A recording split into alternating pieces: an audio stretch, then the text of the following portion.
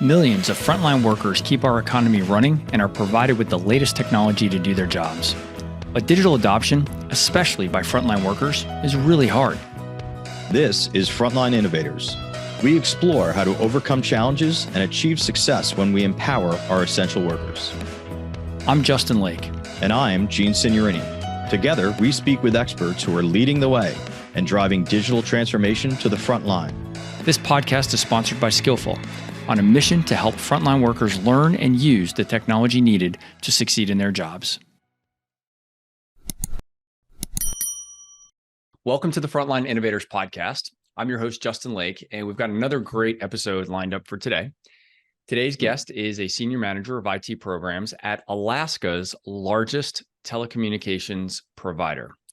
The name of that company is GCI, and I'd like to welcome to the show, Allie Dykes. Hello, Allie. How are you today? Hi, Justin. I'm good. Feeling the freeze here in Alaska. We don't quite have snow yet, but we do have frost on the ground. So looking forward to ski season opening. I imagine it's cold, and we're over 100 episodes into the Frontline Innovators podcast, and you are our first guest from Alaska. So welcome, and thank you for joining us. I haven't really thought about all the states that we've covered, but we definitely have not covered Alaska. So I should put some kind of map together and start to chart out where we have coverage throughout the United States. But seriously, thank you very much for joining, and looking forward to having our conversation today. Yeah, it should be good. So let me start off with the question that we always ask at the beginning of the show. What do you think is the biggest challenge facing the frontline workforce today? Yeah, I've spent a lot of time thinking about this in the last couple of weeks since our original prep call. There's so many portions of challenges that face the deskless workforce. But what my brain settled on earlier this afternoon is maturity of corporate IT models. That I think so that's an umbrella term that covers a lot of things. But I think that's really where a lot of the growing pains out of the deskless workforce come. Things like corporate IT models resisting digital transformation as a concept. Like being scared of it for whatever reason, having distrust for the cloud, and all the things that come along with it, including just a perceived lack of control around it, that maybe the proprietary information or data or something can be more easily accessed than it could be on-prem, which I'm sure we'll get into, but everybody knows that you're equally as likely to be hacked in the cloud as you are on-prem. It doesn't matter these days. It's a matter of when, not if. And I think another really big thing is there are a lot of companies that I have witnessed that have taken analog process and applied that process to a digital tool instead of the other way around. Right. So we're using digital tools to be able to really maximize what we're doing for return on investment and to benefit the bottom line. And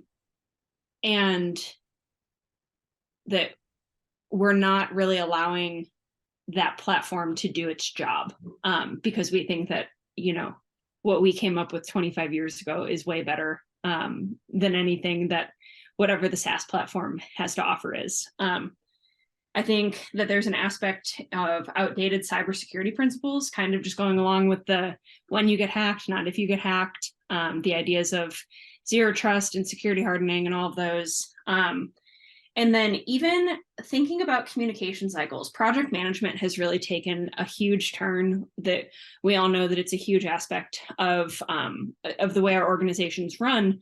And when we're stuck in these waterfall methodologies, it really makes it difficult because then you're depending on, you, Justin, as the CEO of Skillful, to make all of the decisions that ever need to be made. But you're not the one that's going to be sitting there talking with your customers firsthand. You're not the one that's going to know that some alarm is being finicky on an infrastructure piece. And so why would it make sense to have to run a project decision all the way back up to you? Whereas if you break it down into something like Agile or Scrum or whatever aspect of more cyclic project methodologies, it really allows people on the ground to be able to make game time decisions.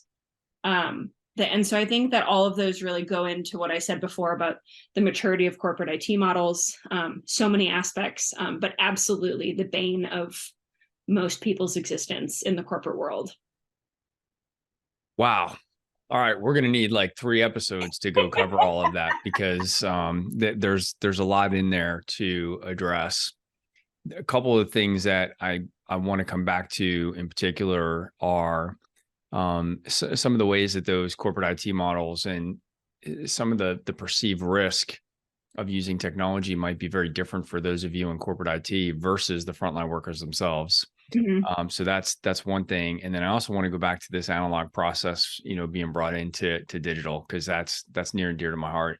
So Mm-hmm. let's come back to those two things, but let's right now give our audience a chance to understand a little bit more about you and your journey and how you've ended up in the role that you're in today. Yeah. So my journey started in the Army. I commissioned as a signal officer into the United States Army active duty. So I had a team of, I think it was 22 satellite network and radio technicians who reported into me. We worked on being able to establish tactical network infrastructure to connect command posts on the battlefield. And then also that we had a higher echelon that we were connected with. And so there were some times where I really played an advisory role from our tactical pieces to the strategic leadership. And so a lot of the way that we would engage in different exercises was via simulations. And so you could see where the fight was being taken on the battlefield. And so being able to take a look at that, analyze what was happening, if certain radio frequencies or other like line of sight communications or anything like that would be impacted based on how people are moving. So that's where my career started. Before I got out of the Army, I ended up taking kind of a more like logistics planning role, which was funny to start really on the technical side of things and then end in the logistics role. A lot of people assumed that I was a logistician rather than anything technical. So I was able to wear both of those hats very well. It exposed me to a lot of different aspects of huge organizational change. And that's really where what I was saying before about people at the lowest level, the frontline workers being able to make game time decisions, like that's one of the reasons that the US military has been so successful over the years is we tend not to adhere to our own protocols because we do empower the lowest level. And so if, today we have this idea and tomorrow we have that idea and it achieves the same thing, but it's not specific to how we wrote it down in the manual, that makes it really hard to be able to fight us. But I think that's an aspect of what frontline workers in the civilian world don't get is the opportunity to make those decisions for the best of the intent and the mission at hand. Yeah. So that's where I started. I headed into the nonprofit world as an IT admin and a marketing dual hat situation. So I helped that organization shift into a managed service protocol. They previously had an in-house IT person. And while I understood a lot of the things that they were trying to achieve, one person can't really manage a whole network for 50 people. And so we hired a managed service provider, and I was really the liaison between our organization and them on how we needed to do things, being able to upgrade our server, being able to keep our security patching clean. And even like we had really old desktops. So going through the procurement process for that and how that looks and feels. And we were a 5-county region in Washington state. So pretty large, displaced people.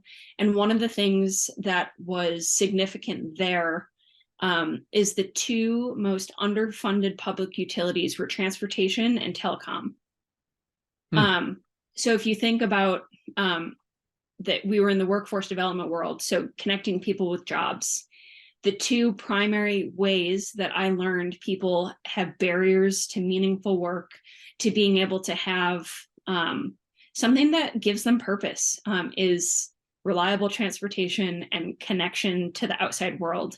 There's still so much of the United States that doesn't have reliable connectivity. Yeah. And so that was my first exposure there, just understanding public utilities, how it impacts more rural parts of the United States on a larger scale. From there, I moved into a solution service provider, and I fulfilled both operations manager and project manager roles there, doing anything from automating our software renewals process to turning things over from transactional to recurring revenue sales models, and just all of those pieces of digital transformation that need to go along with it, right? The pieces that nobody wants to touch, nobody wants to think about. We did it this way 15 years ago because it worked, and we don't want to break it, and it took a lot of effort to get there. Yeah.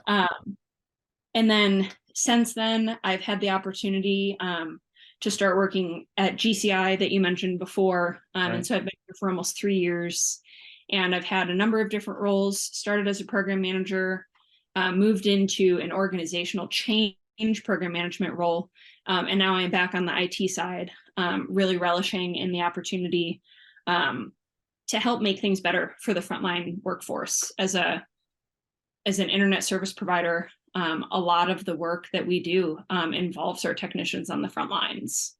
And so being able to clean up our backside ecosystem to make that work for them, so that we're not taking a square peg and trying to shove it in a round hole as far as our infrastructure is concerned. And so I have had really a breadth of opportunity in my career to absorb different things that at face value probably don't align, but really come together and create a cool harmony in the long run. It's a very interesting and extensive background. There's something I want to go pry on a little bit. You mentioned simulations.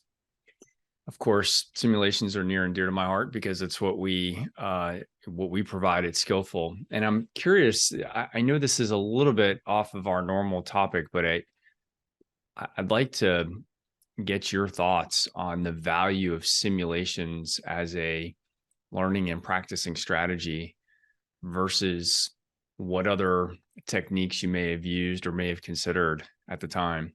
You talked about being able to actually practice those scenarios and simulations. Will you give me, in your words, what you think the value of simulations over perhaps more static forms of learning where, you know, you're reading and getting instructor-led training and things like that, but maybe without the simulations, and kind of how you would value those simulations? Yeah. So in the military context, the value of simulations versus like being out there and doing everything is unmatched.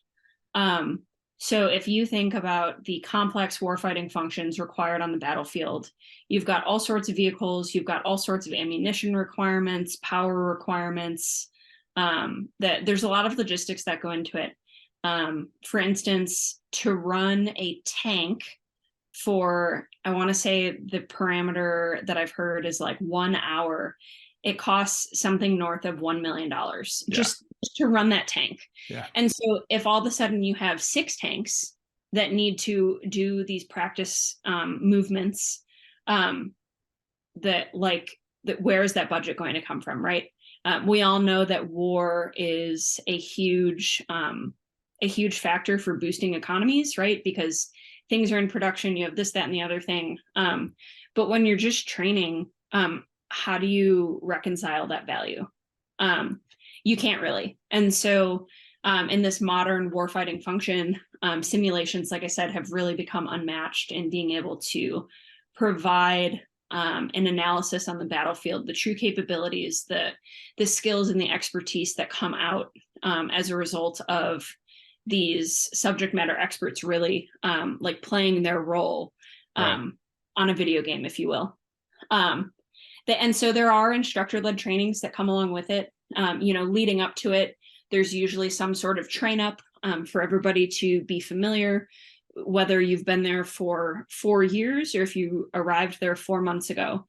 Everybody's got to be on the same page as far as the capabilities at hand. And so yeah, from that military perspective, just based on the operating cost alone of some of that equipment, simulations are absolutely the way to go. And they don't provide necessarily everything, right? There's something that can be said for the tactile on the ground piece of it.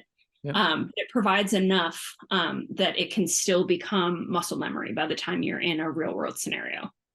Yeah, and defer some of the cost and risk to when you're actually in battle versus in that learning experience. And I'd say, without the risk of life, certainly in our situations of helping frontline workers adopt technology, but a lot of the other things that you said about the value of simulations, I think still hold true with software training is, our customers can avoid the cost and complexity of actually having to stand up production systems for the purposes of training, and instead, focus that energy on a less expensive and safer way for those folks to train. So that's really pretty interesting. Now let's go back to what you said at the beginning. I didn't mean to go down that tangent, but obviously it kind of piqued my interest a little bit. But I want to go back to something that you said in the beginning. You were talking about the maturity of corporate IT models. You were talking about folks resisting digital transformation. You obviously, your exposure in corporate IT, you were thinking about a lot of things from a cybersecurity standpoint. Obviously, those topics are of the utmost importance. There's another angle on that I'd love to get your take on, which is those digital transformation initiatives and how they impact the women and men on the front lines and how they feel about these digital transformations, right? I'm just curious if you've, in the projects that you've been a part of, did you see circumstances where those folks were uncomfortable with the new use of their technology? Perhaps they were being asked to record data at a level greater than what they had been asked to before. I've heard examples of folks feeling like they were being tracked and all of their work was being watched. I don't want to give you the answer to the question, but those are the kinds of things that I'm curious to hear if you've seen any examples of that from the other side, kind of looking back to corporate to say, why are they climbing up our butts with all this tech? Yeah, I mean, I've heard concerns about job security. I've heard concerns, like you mentioned, about Big Brother. There have been concerns about in certain projects that I've been on about how digital transformation impacts the teams, right?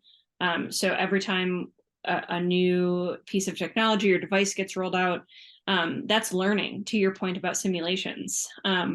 So it's not just the corporate impact of what goes into the infrastructure to make it happen, but then, the frontline people who then all of a sudden have to learn something new.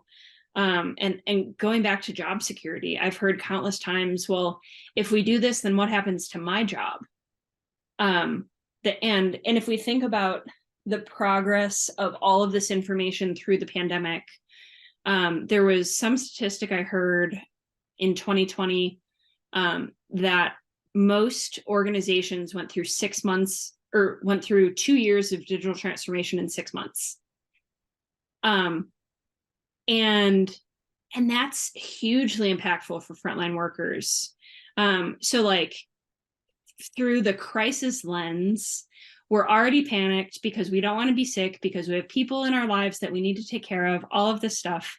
And then all of a sudden, your employer, right, the way that you make money, the way that you bring, the way you perceive that you bring value to the world,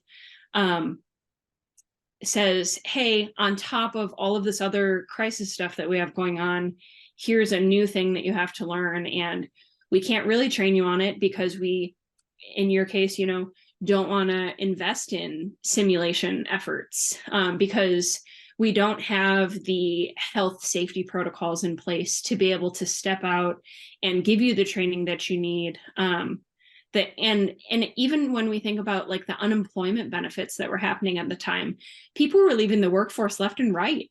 That we had a neighbor down the road during the pandemic that we got to chatting with them a few times just about like what their normal work was like versus like this COVID unemployment. And this guy was making $1,500 a week on unemployment. And he was giddy. He's like, I've never made this much money in my life. So it was from the perspective of organizations needing to flex to meet the needs of this COVID world, but then also having people like rapidly leaving the workforce due to family members being sick or the unemployment benefits outweighing working full time. Like that had a significant impact. And even like the big brother, you know, I've seen efforts where mobile devices are rolled out, right, to be able to benefit these frontline workers. And we're like, okay, you have this app, and this is how we're going to use them. And people are like, why do I have to do it like that? You know, I used to just have a clipboard and I could upload it later.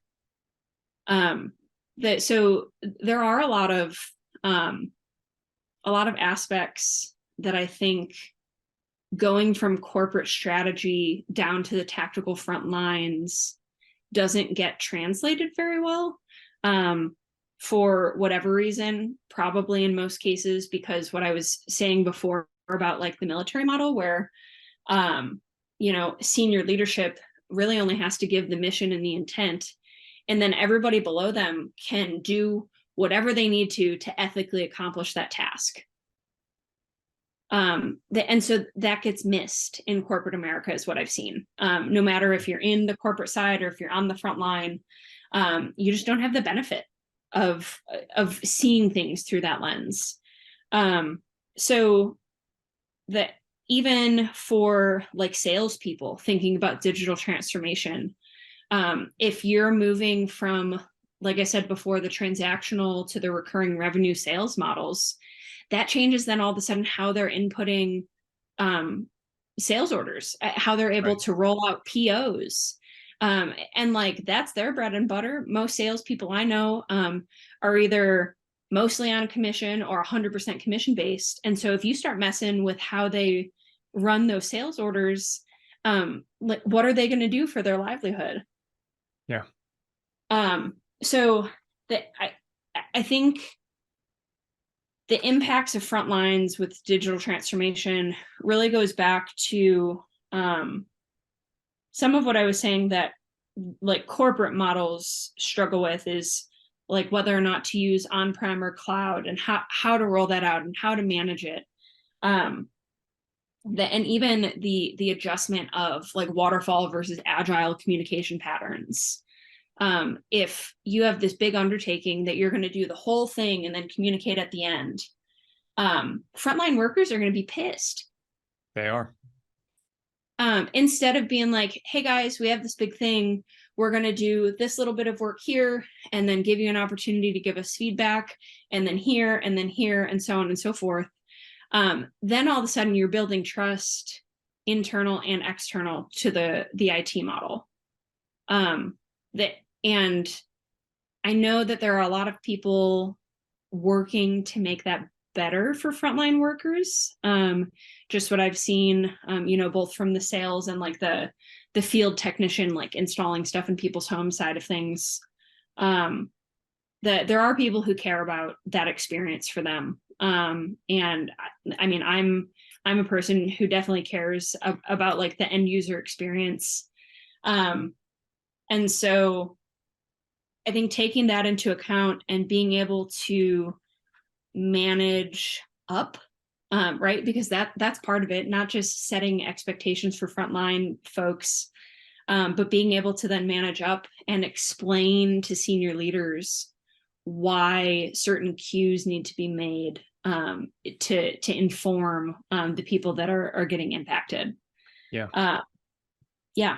I've heard a lot of people ask just like, what about my job? That if we do this, then what happens? And I've also seen a lot of conversation around the future of work, and how we're probably moving from a significant model of doers into more of like data steward sort of efforts, where if we have predictive AI, if we have these data models that just like roll on top of another, right? Then all of a sudden, you or I as admins or technicians or whoever just have to click a button and be able to go back in and update whatever was happening. Right. And so that's different. That how do we describe the value of that to people who weren't involved in the decision making in the first place? Well, I think you just hit on something that's really important, and this speaks to the change management side of things, is to explain what the impact is going to be to them, explain what their future is going to look like, how it's going to impact them. It may result in some layoffs or a reduction in force, but in most cases, when I've been around technology deployments, it hasn't actually been to eliminate any headcount as a result of that. Maybe there was going to be reduced hiring or reduced backfilling of existing, attrition and stuff like that. But I think what I've seen happen more often than not is that we don't attack those topics proactively. And so the people that are potentially affected are left to wonder on their own what might happen in the absence of that complete communication. Yeah. And so I think that's a shame and a missed opportunity. Now, you mentioned before when we talked, you had been involved, I think it was an iPad deployment for the field techs. Any lessons learned from that? Things that worked well, things that didn't go so well, that maybe if you had a chance to do it again, you'd do it differently. Tell me about that. Yes. So I've done a lot of iPad deployments in a couple of different capacities. So one capacity was through the pandemic, remote learning initiatives, rolling them out to school sort of institutions all over the United States. So you're serving your customers in that case, I presume? Yeah. Okay. So the customers were the schools, right? The departments of education, the school district themselves, just depending on the scale. And so there, in a lot of cases, we didn't get to see the fruits of our labor, like distributing them out to teachers and kids. But we got to see the effort, getting the Macs and the iPads from the factory. Some of the supply chain issues that came there. Yeah. Being able to work through like quality assurance things that, right, for every batch of devices that you get, that, I don't know, maybe 4 out of 5 batches are totally fine.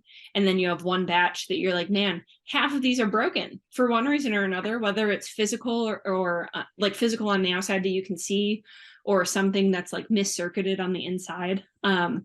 So that was interesting. And I share that just for perspective's sake. There wasn't really anything I could have changed about that, just based on the sales model. But the iPad deployment to field techs highlighted an aspect of corporate IT that I hadn't yet been familiar with.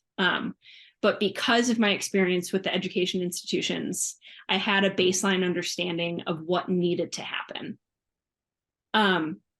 And so I started digging into how we rolled out Jamf, which is the scripting protocol that we use, that IT professionals use to roll out Apple devices. What sort of mobile device management that we use? How do we enforce security principles? How do we ensure that the acceptable use policies that employees sign are being upheld? That, all of that, including even thinking about field technicians, especially here in Alaska, you need an offline mode for everything that you're doing on a mobile device. We are 3 times the size of Texas. There are more moose and caribou than there are humans. And we have winter like half the year. So as far as like austere conditions that field technicians face, they're pretty significant. And so having an offline mode is a huge portion of that. so that, all the data that they're inputting while they're working is cached and then can upload the next time that they're connected. Without that, you're facing, multiple truck rolls that cost money, hits the bottom line. Or if there's a significant utility outage of some sort, and all of a sudden, we're trying to get people connected again, or facilities brought back online, without the ability to have offline caching, that just really limits the effectiveness of the technicians. I want to ask you a clarifying question about one of the things you just said. You talked about the offline connectivity and caching data, and potentially the risk was multiple truck rolls. Mm-hmm. I think I understand what you mean by that, but can you fill in a little bit more detail? Why would that happen? What circumstance would cause the multiple truck rolls? Because this really speaks to the ROI of a proper technology implementation. And I'd just like to hear you dig into that a little bit further. Yeah, so multiple truck rolls, when you think about it from like the field services perspective in any sort of service organization, you're talking about the cost that goes into having the vehicle maintained, making sure that fuel's in the vehicle, making sure that the employee is paid to get out there. If there's any safety issues, that those are covered. And so with the offline caching mode, if you say you're the technician, Justin, if you go out to somebody's home or some network infrastructure location where you have to make a repair, and you have this form on your iPad that's recording all of this data, and it's stuff like the RF frequencies, it's stuff like the voltage for specific batteries, that how many RPMs maybe a motor on an HVAC is producing. Numbers that like most people are not going to remember off the top of their noggin.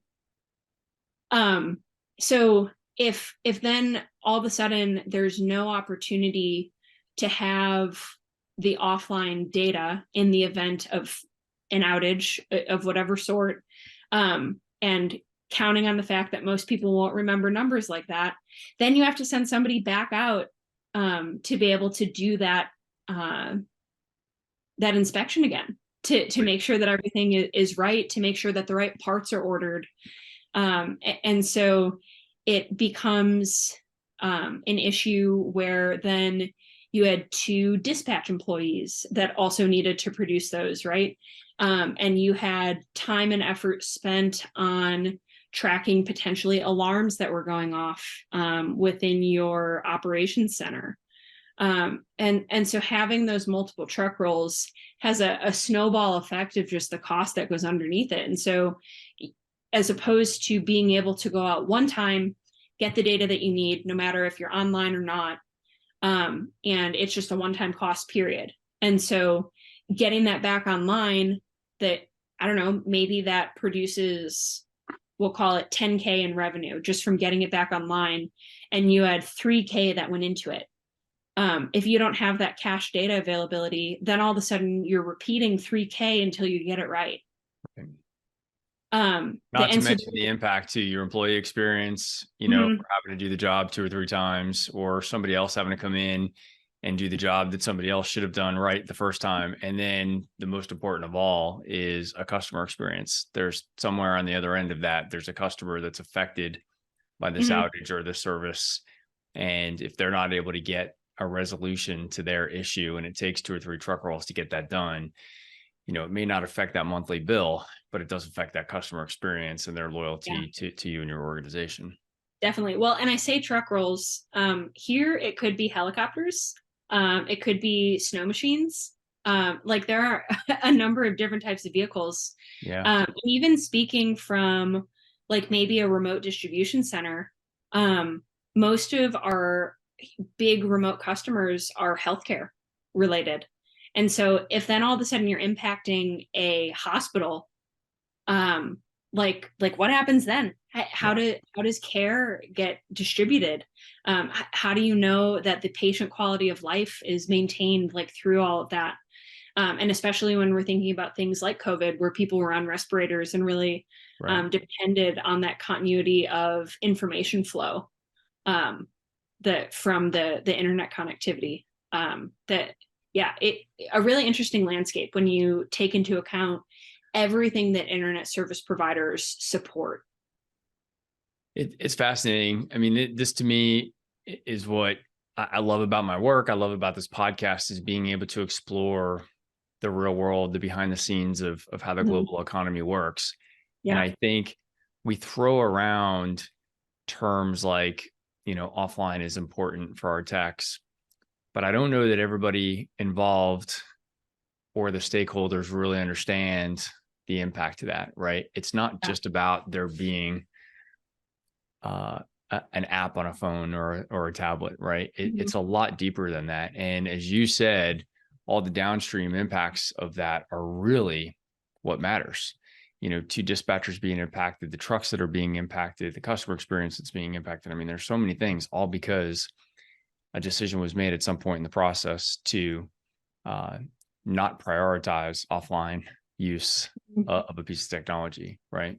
Yeah. So when we think about adoption and we think about earning trust, you mentioned trust earlier when you talk about the change management elements with workers. This is true of all workers. We're trying to establish a trust relationship with them. And when we deliver technology that doesn't meet basic minimum requirements, we erode that trust. And it affects our ability to get them to accept the change and come along for this new ride with us. Yeah. And so we can't afford those missteps like that. Yeah. So to finish answering your question, the thing that I would change about that iPad rollout for field technicians, in a perfect world, if I could have every aspect that I wanted through that process, there would have been a consensus from the start about what needed to be done and why it was important and the value that it would return, that as opposed to just focusing on the cost of it, right?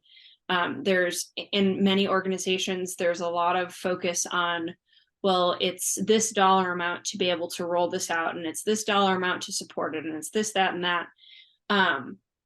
And the long game is really being able to think about that ROI. Like, okay, sure, it costs $500,000 to do this project right now. But in the 3-year perspective, we're looking at a turnaround of $3 million. Like that's a no-brainer. A $500,000 investment to have 3 million and so just really interesting from that perspective. And part of what had to go into that was taking paper forms and applying them into a digital format. And so we were taking something like 15 to 20 forms that had previously just been attached to a clipboard, and somebody had a pen and they marked everything that they needed to do. And maybe they remembered to scan it in at the end of the day or the end of the week. And so that's part of what frontline workers are facing right now, is the way that they did things was really based on trust. It was based on tribal knowledge. And now all of a sudden we're seeing organizations that are like, hey, we have to write these things down. Like, if you don't show up to work tomorrow and you have all this information in your head and not on paper, that's a problem. And so being able to even identify that value. But there's been a huge effort with that iPad stuff, just between the devices themselves, the policies that go behind it, and the digital application of the process that we're asking them to do with the devices. And it's a little bit different in urban areas than it is in rural. And that's where really that offline mode becomes important. That you can, there's a significant portion of the network that relies on satellite backbone, that relies on microwave frequencies to be able to provide the connection. And so if something's in the way of that, and you're over here and you get the connectivity, but then you're over here and that barrier is there again, that is so easy to miss in the process, right? If you're walking back and forth in a location and you're like, okay, cool, I have connectivity, and then you like do along the way, and all of a sudden you realize 20 minutes later, oh, I'm not connected anymore. Having that offline mode, going back to that point before, means that it doesn't matter, that it's just going to upload when you're ready.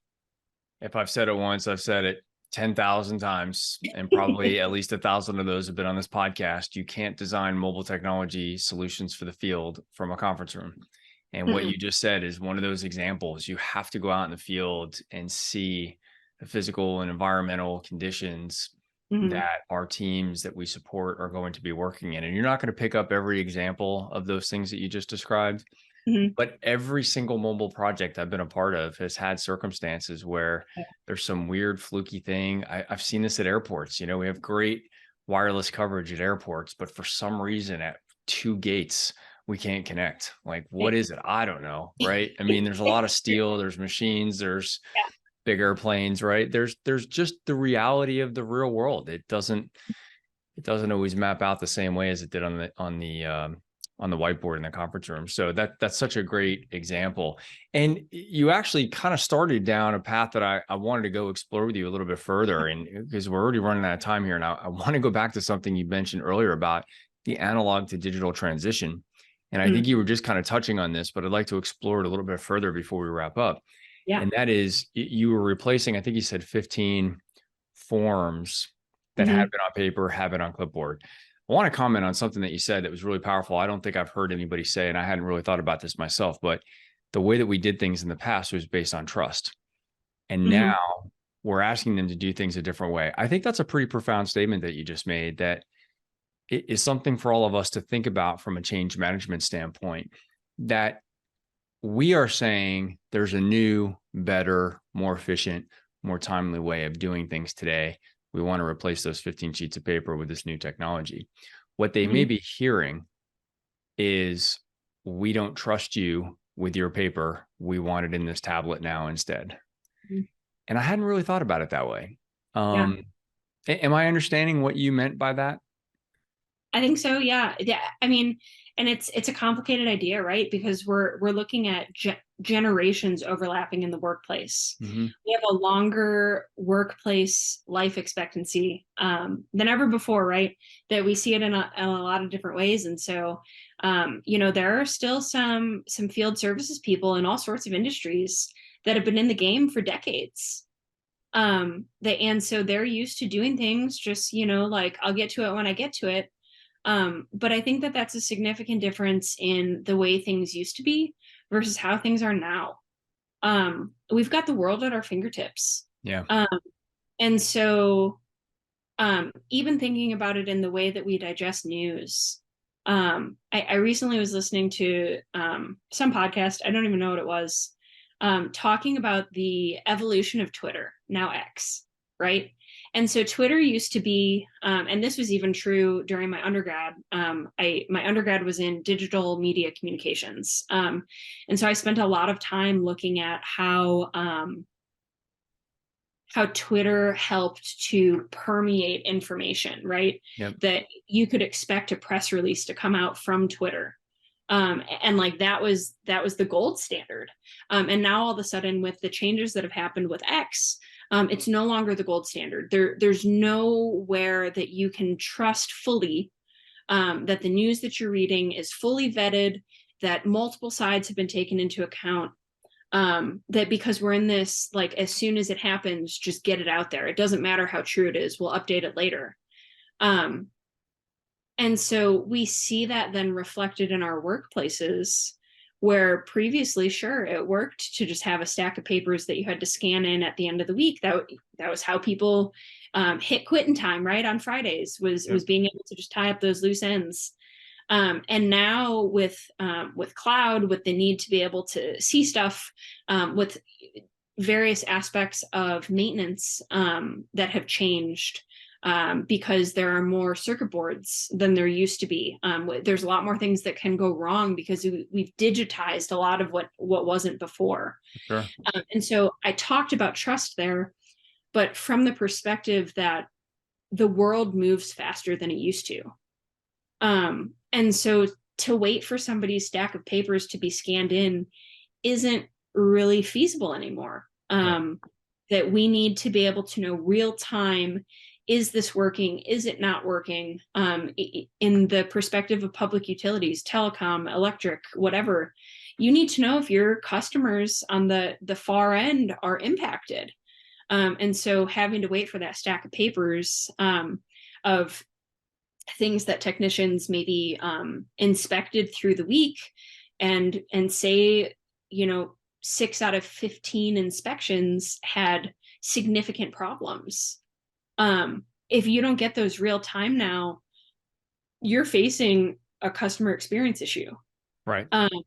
And so being able to bridge that generational gap, being able to take things from what we were talking about before, analog to digital, the whole thing, like, it's so important to just understand how those things intersect, why it's important, and some of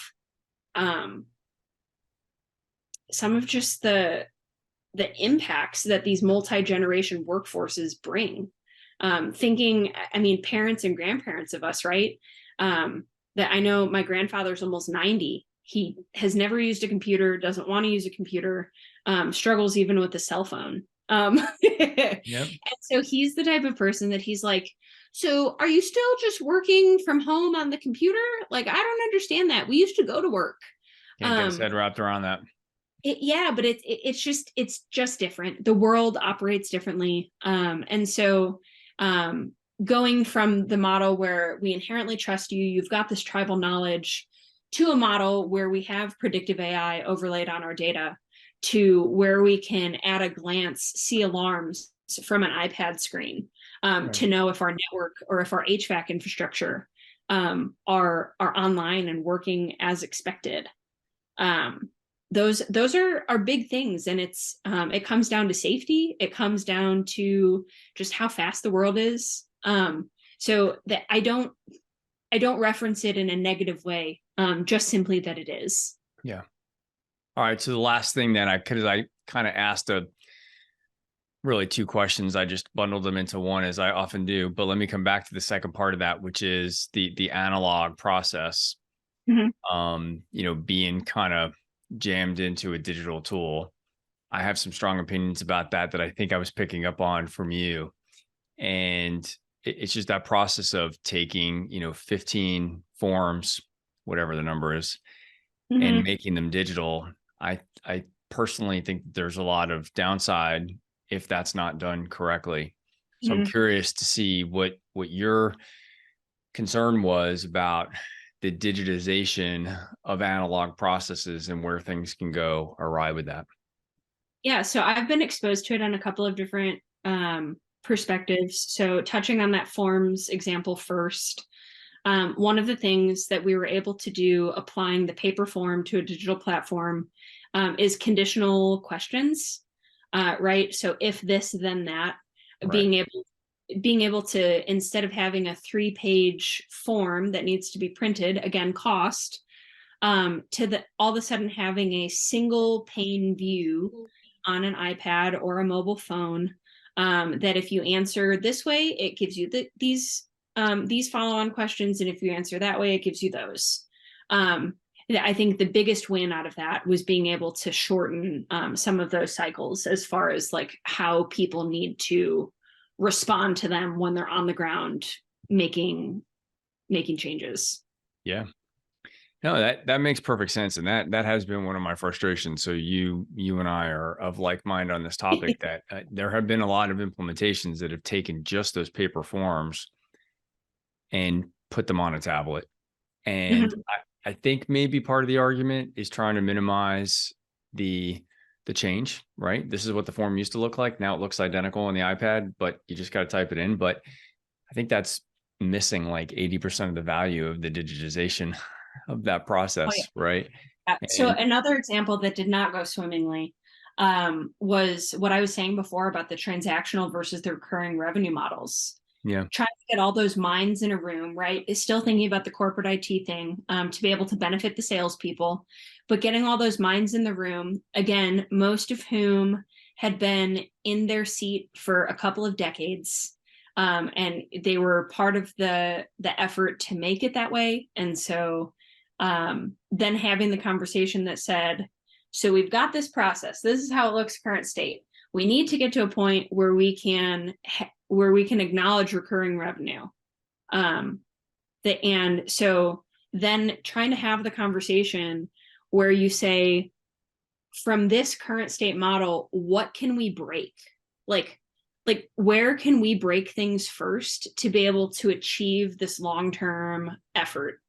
And so the impact of not being able to break down the current transactional structure and move it into a recurring revenue is all of a sudden, so say you bought a 36-month subscription to some platform, right? And so in the transactional model, even though you bought 36 months, it looks like a brand new sales order every month. Right.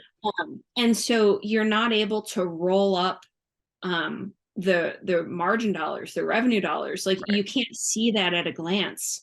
You really have to get in there. You have to look at the notes and hope that whoever sold it in the first place made the note.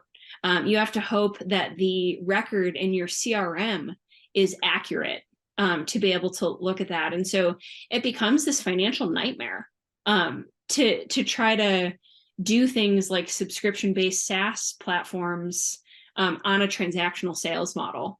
Right.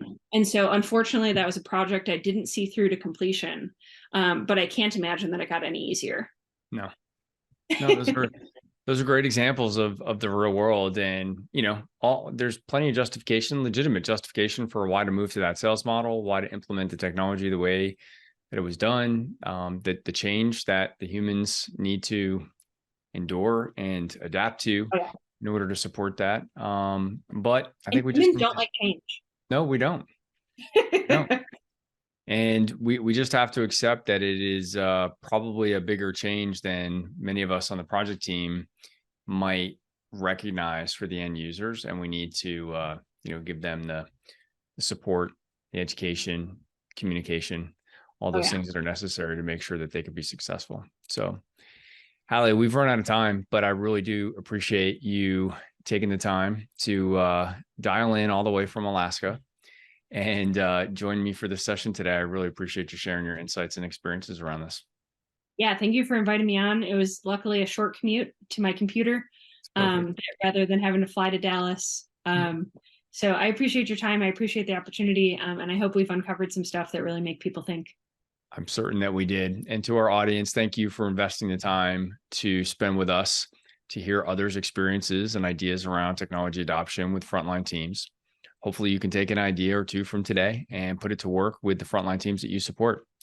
If this is your first episode of Frontline Innovators, thank you for listening. If you've been here before, you already know that this podcast is sponsored by Skillful, the only end-to-end systems training platform that's optimized for frontline operations. You can learn more about how you can solve your frontline systems training challenges by visiting skillful.com. That's SKYLLFUL.com. You can also just hit me up on LinkedIn and would be happy to schedule something with you one-on-one. Thank you very much. And I look forward to you joining us for our next episode, and we'll see you then. Hallie, thanks again. Thanks, Justin.